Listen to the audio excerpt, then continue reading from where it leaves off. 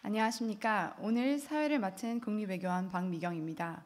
Good morning, ladies and gentlemen. This is Park Mi-kyung of the KNDA, and I'm the MC for today's conference. 먼저 2016 아이판스 글로벌 컨퍼런스 격동기 세계 질서와 한국의 새로운 외교 전략에 참석해 주신 주요 관계자 및 전문가, 내외 기빈 여러분, 그리고 국내외 모든 참석자분들께 진심으로 감사의 말씀을 드립니다. First of all, we would like to express our sincere appreciation to all distinguished guests and participants from home and abroad for joining us the 2016 IFANS Conference on Global Affairs, New Era, New Order, New Strategy. 지금부터 2016 IFANS 글로벌 컨퍼런스의 개회식을 시작하도록 하겠습니다. We'll now begin the opening session. 먼저 윤덕민 국립외교원장님의 개회사가 있겠습니다. Firstly, there will be the opening remarks by Chancellor Yoon Dong-min of the Korean National Diplomatic Academy. 윤덕민 국립외교원장님을 큰 박수로 맞이해 주시기 바랍니다. Please welcome him with a big round of applause.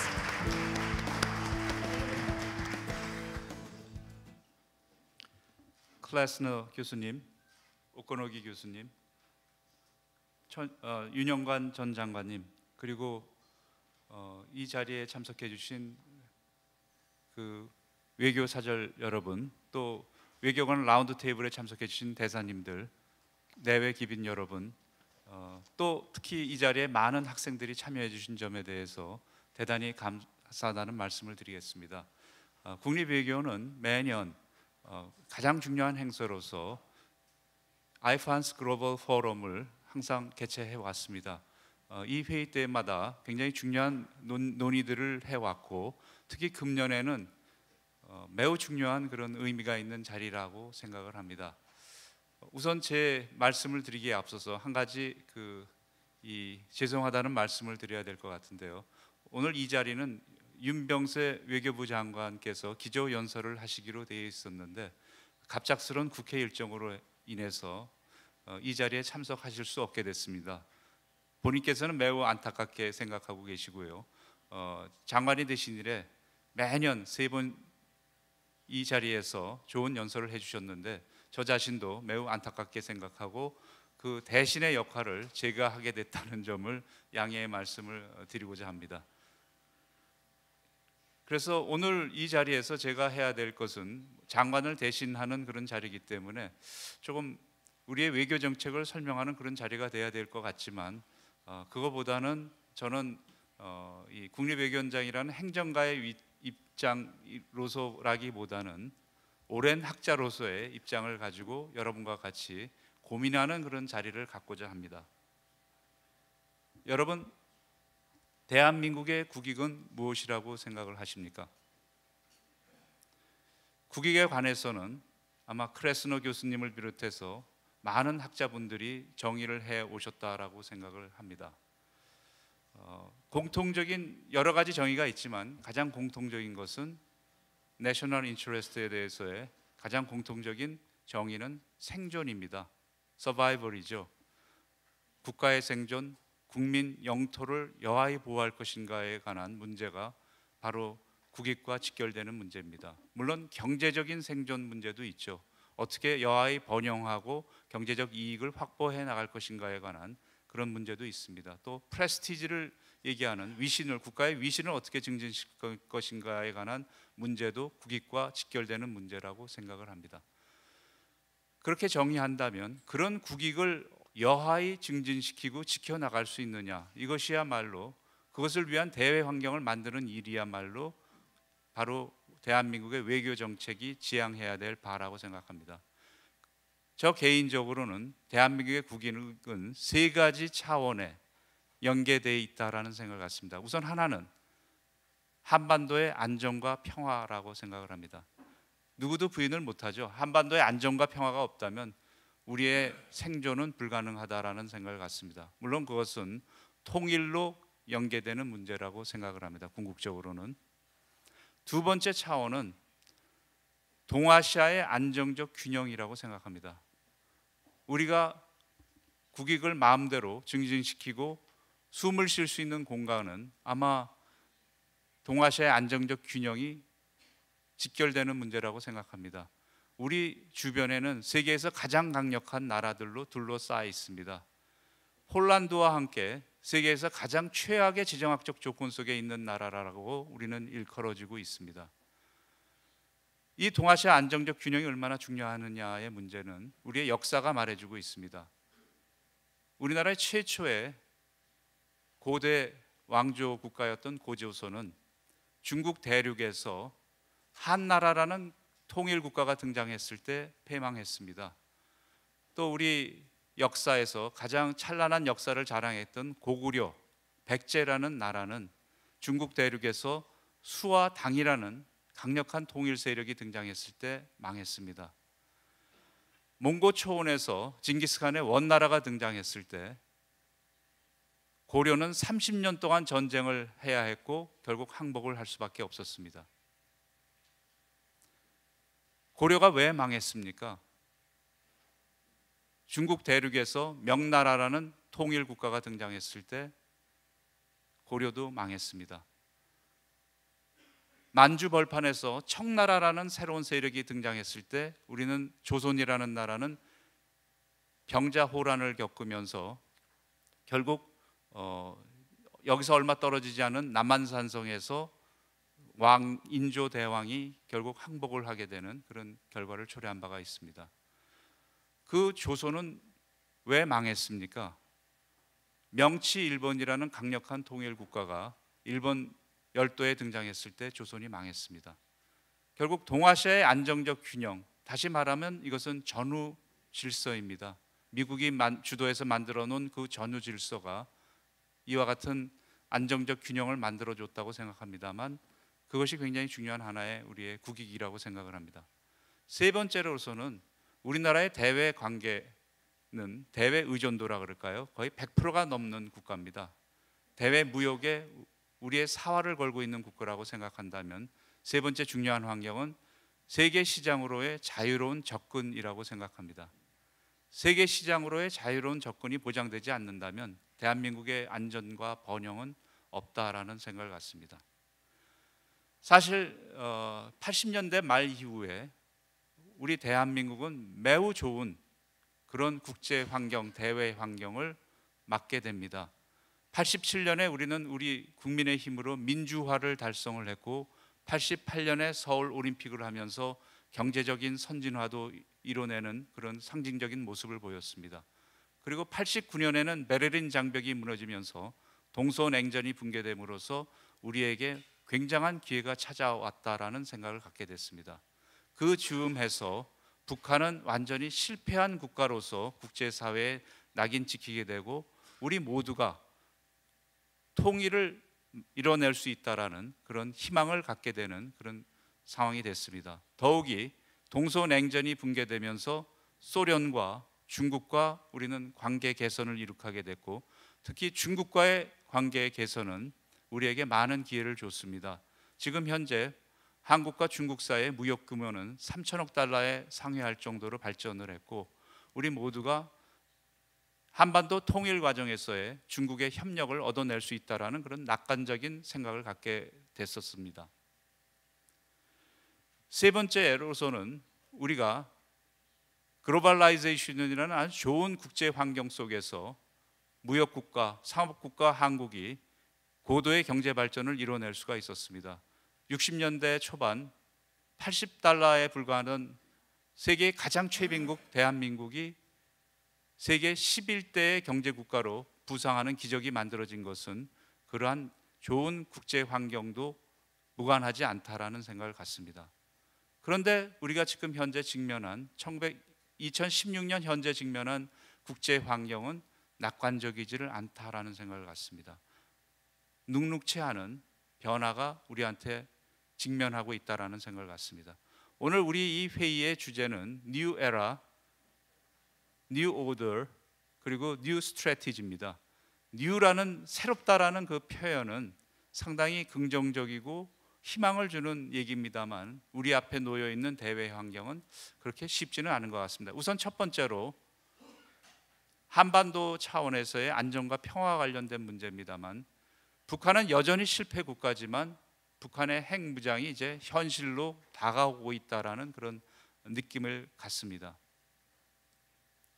두 번째로서는 동아시아의 안정적 균형도 중국이 부상이 초래하고 있는 그 상황을 우리가 어떻게 볼 것이냐를 가지고 여전히 어려움을 우리가 직면하게 됐습니다. 지금까지 우리가 중국을 보는 시각은 평화적으로 발전하고 있다. 중국이 표방하는 화평연변이라는 그 표어에서 우리가 보듯이 평화적으로 발전하고 있고, 중국의 여러 가지 대외적 활동들은, 행동들은 영토를 보존하기 위한 것이고 상업적 이익을, 해상 통로를 보호하기 위한 것으로 해석해 왔습니다. 그러나 많은 국제 정치학자들, 특히 현실주의자들이 지적하는 바는 중국이 이 지역에서 지역 패권을 노리고 있고, 그 과정에서 미국을 이 지역에서 영향력을 추출하려고 하고 있고, 또 영토와 자원의 확보를 모색하고 있다라는, 그래서 지역 패권을 모색하고 있는 것이 아니냐라는 지적하는 그런 목소리도 보이고 있습니다. 북한 문제를 다루는 데 있어서 한국은 중국의 지원을 굉장히 중요하다라고 생각합니다만, 최근에 여러 가지 일들은 그것이 쉽지 않다라는 것을 얘기해 주고 있습니다. 또 미중 간의 경쟁이 이 지역에서 갈등이 빚어지면서 동아시아의 안정적 균형이 여하히 유지될 수 있는지는 우리의 중요한 관심사가 아닐 수가 없습니다. 그리고 지금 세 번째로, 세계의 질서는 들끓고 있다라는 생각을 갖습니다. 중동에서 여러 난민의 문제들도 이루어지고 있고, 난민이 초래한 문제가 결국은 유럽에 있어서의 여러 가지 움직임들을 초래했습니다. 브렉시트도 일어나고 있었고요. 그러나 여러 가지 모든 문제 속에서 한 가지 한국으로서는 눈여겨봐야 될 것이 미국 대선이라고 생각합니다. 두 후보 누가 되든지 간에 일정 부분 보호무역적인 요소가 정책에 반영될 여지가 있지 않을까라는 생각을 갖습니다. 우리로서는 이 보호무역이라는 그런 세계적인 흐름이 우리 경제에 어떤 영향을 미칠지에 대해서는 누구나 다 잘 알고 있다라는 생각을 갖습니다. 결국 지금 현재 초래되는 이러한 환경들은 우리가 갖고 있던 그런 낙관적인 견해로부터 전혀 다른 질서 속으로 가고 있는 것이 아닌가라는 그런 변화에 직면해 있는 우리의 모습을 발견하게 됩니다. 사실 오늘 이 자리를 만들게 됐던 가장 중요한 원인은 그 해답을 세계적인 석학들로부터, 또 대한민국의 최고의 석학들로부터, 그리고 노련한 그런 외교관들로부터 그 해답을 한번 모색해 보자라는 그런 자리입니다. 그래서 오늘 이 자리는 아마 많은 그런 그 해답을 얻는 노력들이 모색될 것이고, 활발한 토론과 격이 없는 토론이 이루어질 것으로 기대하고 있습니다. 사실 오늘 개회사는 여기까지입니다. 그런데 오늘 그 윤병세 장관께서 이 자리에 안 오셨기 때문에 엑스트라의 시간을 제가 갖게 됐습니다. 그래서 그 엑스트라의 시간을 위해서 제가 갖고 있는 관심 분야에 대해서 몇 가지만 더 말씀드리고자 합니다. 바로 북핵 문제입니다. 여러분, 금년 들어서만 북한이 2차례 핵실험을 단행을 했습니다. 2006년부터 따지면 5차례 핵실험을 했습니다. 5차례 핵실험이 의미하는 바가 과연 무엇일까요? 그것은 북한의 핵무장이 거의 현실로 다가오고 있다라는 그런 측면일 것입니다. 더욱이 얼마 전까지, 바로 며칠 전입니다만, 무수단이라는 중거리 미사일 실험 발사를 했습니다만, 금년 들어서 24발의 각종의 탄도 미사일을 실험 발사하고 있습니다. 여기에는 놀랍게도 잠수함 발사 미사일까지, SLBM까지 실험 발사하고 있습니다. 금년 들어서만 24발인데요. 이것은 그 김정은의 아버지였던 김정일 시대 18년 동안 16발을 실험했던 것과 비교를 해본다면 엄청난 숫자라고 생각을 합니다. 이것이 무엇을 말해주느냐는 것은 우리 모두가 잘 알고 있다라고 생각을 합니다.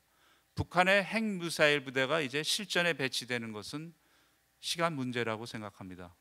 한국과 국제사회는 굉장히 중대한 기로에 서 있습니다. 북한의 핵무장을 기정사실로 받아들일 것이냐, 아니면 마지막으로 이 문제를 해결할 수 있는 모멘텀을 만들어낼 수 있을 것이냐, 그 기로에 서 있다라는 생각을 갖습니다. 과연 어떻게 우리가 해야 될 것인가요? 저는 세 가지가 굉장히 중요하다라는 생각을 갖습니다. 하나는 강력하고 효과적인 국제 제재의 레짐을 구축해야 된다는 과제를 우리가 안고 있습니다. 이것이 만들어지지 않고서는 북한 문제를 해결하는 것은 굉장히 어렵다라는 생각을 갖습니다.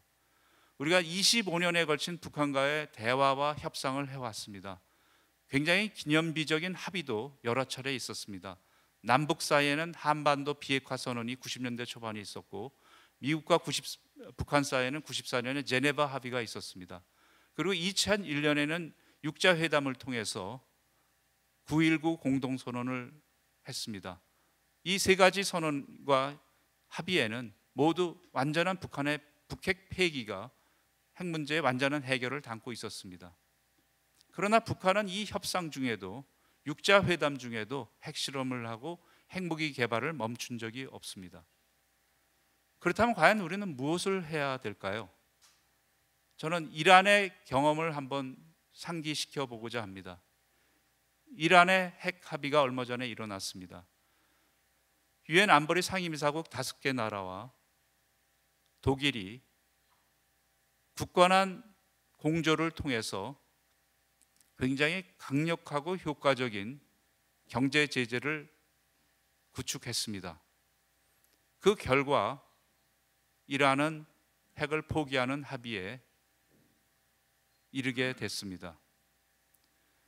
반면에 한국의 경우에는, 북한 핵 문제의 경우에는 우선 국제사회의 굳건한 공조라는 것을 지난 25년 동안 찾을 수가 없었다라고 저 자신 생각하고 있습니다. 우선 제일 먼저 가장 중요한 당사국인 한국서부터 반성을 좀 해야 된다라는 개인적인 생각을 갖고 있습니다. 저희는 북한 핵 문제보다는 언제나 남북 관계, 남북 대화를 우선하는 경향이 있었습니다. 그리고 이것은 우리가 해결하기는 어렵다, 이것은 미국이 좀 해결하기를 바란다라는 그런 생각을 은연중에 갖고 있었습니다. 반면에 미국은 2001년 이후에는 완전히 테러와의 전쟁에 몰두하게 됨으로써 이 문제는 중국이 더 나서서 해결을 해야 된다라는 생각을 갖고 육자회담을 통해서 중국한테 중요한 역할을 맡기려고 하는 쪽으로 흘렀습니다. 중국은 북한의 비핵화는 해야겠지만 비핵화를 하는 과정 속에서 북한의 체제가 불안정해지는 것은 더 큰 문제가 될 수 있다고 생각하면서 북한의 체제의 안전만을 우선시하는 경향이 있어 왔습니다. 일본의 경우도 북한의 비핵화보다는 납치 문제를 우선하는 경향이 있었습니다. 결국 누구도 당사자가 별로 없었다라는 생각을 갖습니다. 굳건한 국제 공조가 없었다라는 얘기죠. 그리고 북한이 핵 포기를 생각할 정도로 강력한 제재가 한 번도 저는 없었다라는 생각을 갖습니다. 그렇다면 우리가 해야 될 일은 자명합니다. 굳건한 국제 공조를 만들어내는 일이라고 생각을 합니다. 5차례 우리가 핵실험을 목격하고서도 국제 공조를 이뤄내지 못한다면 저는 핵을 막을 길은 요원하다라는 생각을 갖습니다. 그리고 강력하고 효율적인 국제 제재의 틀, 북한 지도자로 하여금 핵을 포기하지 않고서는 체제의 안전이, 생존이 위협받을 수 있을 정도의 그런 제재가 틀을 국제 공조를 통해서 만들지 않고서는 핵 문제를 해결할 길은 요원하다라는 생각을 갖습니다. 물론 제재는 우리의 목적이 아닙니다. 제재는 대화를 위한 수단이고 비핵화를 위한 수단입니다. 비핵화가 우리의 목적입니다. 그런데 우리가 지난 25년 동안 북한과의 협상을 통해서 얻은 경험은 북한을 비핵화를 위한 협상의 테이블에 진정성을 갖고 나오게 하기 위해서는 강력하고 효율적인 국제 제재의 틀이 없어서는 안 되겠다라는 그런 현실적인 경험입니다. 지금이 마지막 기회라고 생각합니다. 지금 유엔과 국제사회가 하나가 돼서 북한에 대한 강력한 제재, 또 그동안 제재를 통해서 있었던 루프홀들을 막기 위한 여러 가지 국제 노력들이 이루어지고 있습니다. 다시 한번 우리가 북한 핵 문제를 막을 수 있는 이 마지막 기회를 놓치지 않도록 우리가 노력해야 된다는 생각을 갖습니다. 북한의 계산은, 전략적 계산은 아주 일관되다라는 생각을 갖습니다. 북한의 생각은 아마도 향후 1, 2년 동안 미국의 대통령 선거, 한국의 또 대통령 선거 국면을 생각한다면 한국과 미국과 국제사회는 이렇다 할 대응을 할 수 없을 거라는 생각을 아마 갖고 있다라고 생각합니다. 그래서 이 기간 동안에 모든 핵 능력을 기정사실화하겠다라는 것이 현재 북한의 생각인 것 같습니다. 북한의 해결 방안은 파키스탄과 인도의 방식이라고 생각합니다.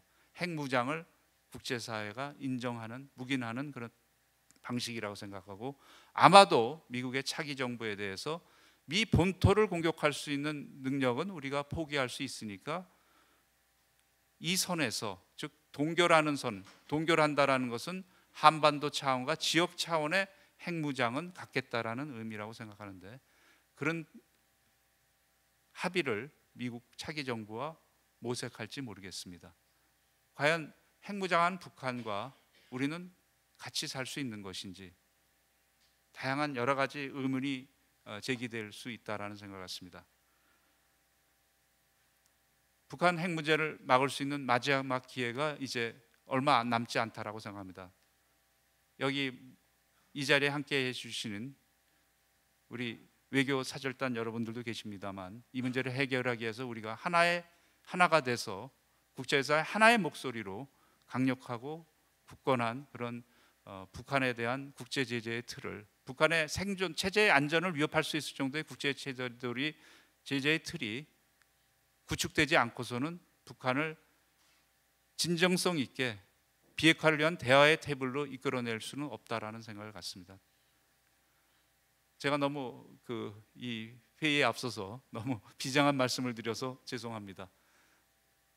다시 한번 이 2016년도 IFANS Conference on Global Affairs에 참석해 주신 모든 여러분께 감사의 말씀을 드리고, 아마 오늘 하루 종일 굉장히 중요한 그런 문제 제기와 해법과 또 이 좋은 대안들이 논의되기를 기대하고 있습니다.